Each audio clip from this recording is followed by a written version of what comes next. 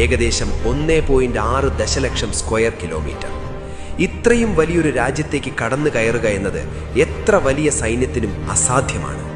എന്നാൽ വലിപ്പത്തേക്കാൾ ശത്രുക്കളെ ഭയപ്പെടുത്തുന്നത് അവിടുത്തെ ഭൂപ്രകൃതിയാണ്.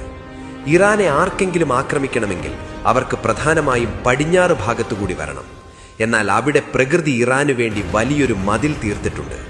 സാഗ്രോസ് പർവ്വതനിരകൾ ആയിരക്കണക്കിന് കിലോമീറ്ററുകൾ നീളത്തിൽ ആകാശത്തേക്ക് ഉയർന്നു നിൽക്കുന്ന ഭീമാകാരമായ മലനിരകളാണത്.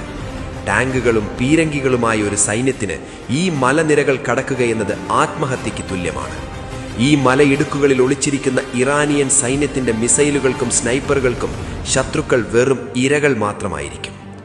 1980-ൽ സദ്ദാം ഹുസൈൻ തന്റെ സൈന്യവുമായി ഇറാനെ ആക്രമിക്കാൻ വന്നപ്പോൾ ഈ പർവ്വതനിരകളിൽ വെച്ചാണ് ഇറാന്റെ ഗറില്ല പോരാളികൾ അവരെ തകർത്തെറിഞ്ഞത്. ഇതൊരു ടാങ്ക് ശവപ്പറമ്പാണ്. ശരി, വൻ ശക്തികളായ അമേരിക്കയോ ഇസ്രയേലോ അത്യാധുനിക ടെക്നോളജി ഉപയോഗിച്ച് ഈ പർവ്വതനിരകളെല്ലാം മറികടന്ന് ഇറാന്റെ ഉള്ളിലേക്ക് പ്രവേശിച്ചു എന്ന് തന്നെ ഇരിക്കട്ടെ. എങ്കിൽ അവർ ആ രാജ്യത്തെ കീഴടക്കുമോ? ഇല്ല. കാരണം പർവ്വതങ്ങൾ കടന്നുവരുന്ന ശത്രു സൈന്യത്തെ കാത്തിരിക്കുന്നത് അതിനേക്കാൾ ഭയാനകമായ മരണമാണ്. ഇറാന്റെ നടുവിലായി സ്ഥിതി ചെയ്യുന്നത് ലോകത്തിലെ തന്നെ കഠിനമായ 2 വലിയ മരുഭൂമികളാണ്. ദഷ്ത് ഇ കവീർ, ദഷ്ത് ഇ ലുട്ട്. കടുത്ത ഉപ്പുവെള്ളം വറ്റി വരണ്ടുണ്ടായ മരുഭൂമികളാണിവ. വേനൽക്കാലത്ത് ഇവിടത്തെ ചൂട് 70 ഡിഗ്രി സെൽഷ്യസ് വരെ എത്താറുണ്ട്. ചൊവ്വാഗ്രഹത്തിൽ യുദ്ധം ചെയ്യുന്നതിന് തുല്യമാണിത്. ഈ അഗ്നികുണ്ഡത്തിലൂടെ തങ്ങളുടെ ടാങ്കുകളുമായി മുന്നോട്ടു പോകാൻ ലോകത്തെ ഒരു പട്ടാളത്തിനും കഴിയില്ല. വാഹനങ്ങൾ കേടാകും, സൈനികർ മരിച്ചു വീഴും.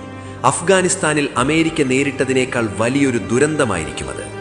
ശരി, പ്രകൃതി തീർത്ത ഈ കോട്ടകളെല്ലാം മാറ്റി നിർത്തിയാൽ ഇറാൻ സ്വന്തമായി നിർമ്മിച്ചു വെച്ചിട്ടുള്ള വലിയൊരു പ്രതിരോധമുണ്ട്: ഭൂഗർഭ മിസൈൽ നഗരങ്ങൾ.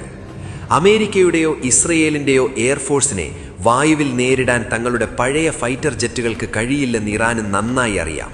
അതുകൊണ്ട് അവർ തങ്ങളുടെ ആയുധപ്പുരകൾ മുഴുവൻ ഭൂമിക്കടിയിലേക്ക് മാറ്റി. ഇറാന്റെ പർവ്വതങ്ങൾക്ക് താഴെ 500 മീറ്ററിലധികം ആഴത്തിൽ കൂറ്റൻ തുരങ്കങ്ങൾ നിർമ്മിച്ചു. ശത്രുക്കളുടെ എത്ര വലിയ ബോംബുകൾ വീണാലും ഭൂമിക്കടിയിലെ ഈ രഹസ്യ നഗരങ്ങളെ ഒന്നും ചെയ്യാൻ കഴിയില്ല. ഇസ്രയേലിന്റെ കയ്യിലുള്ള ഭീമാകാരമായ ബങ്കർ ബസ്റ്റർ ബോംബുകൾക്ക് പോലും ഇത്രയും ആഴത്തിൽ തുളച്ചു കയറാൻ ശേഷിയില്ല. ഈ ഭൂഗർഭ താവളങ്ങളിൽ നിന്നാണ് ഇറാൻ തങ്ങളുടെ ബാലിസ്റ്റിക് മിസൈലുകൾ വിക്ഷേപിക്കുന്നത്. ശത്രുക്കൾക്ക് ഈ മിസൈലുകൾ എവിടെ നിന്നാണ് വരുന്നതെന്ന് പോലും കണ്ടുപിടിക്കാൻ കഴിയില്ല.